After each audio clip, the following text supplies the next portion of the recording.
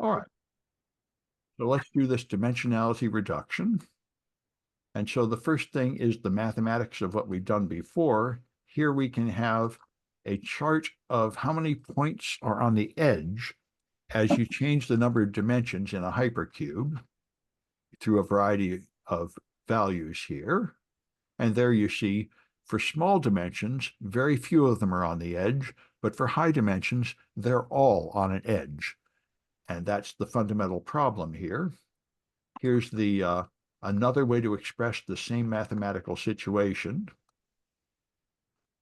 If you just count the distance between two random points as you vary the dimensions, so I have just one random and another random, and I square the distance, and then down here I take the square root, it'll give me the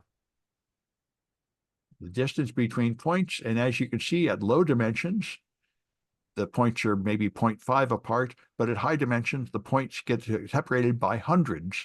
And that means you have not got enough information to trace out the dependence of the feature you want on these parameters. The points you have are too sparse. So principal component analysis is the most popular technique to lower dimensionality. So let's implement this. I think I can run this one without waiting for the previous one because it's not really dependent on it. In fact, I can probably stop that one. All right. And I don't really care about finishing that. I can move on here. So now we're going to import these images and plot them out. These are the same images we've used before, the handwritten digits. All right, you see them here, what they're going to be, a few handwritten digits. So now we're going to choose the right number of dimensions. And this time we're going to explain 95% of the variance. So we'll have almost perfect information about these. And we'll see how many dimensions are required to do that. That's this PCA fit routine. And it will turn out that the answer is 154 dimensions out of the 784. So that's all you need to capture 95% of the variation. So what we're going to do here is first reduce the dimensions with principal component analysis, and then classify them with a random forest. And then we'll see how accurate that is. So here, it's going to choose the parameters to optimize it. So it's going to choose how many trees it wants to put in the forest, and it's going to choose how many dimensions to keep. So here's the random forest classifier.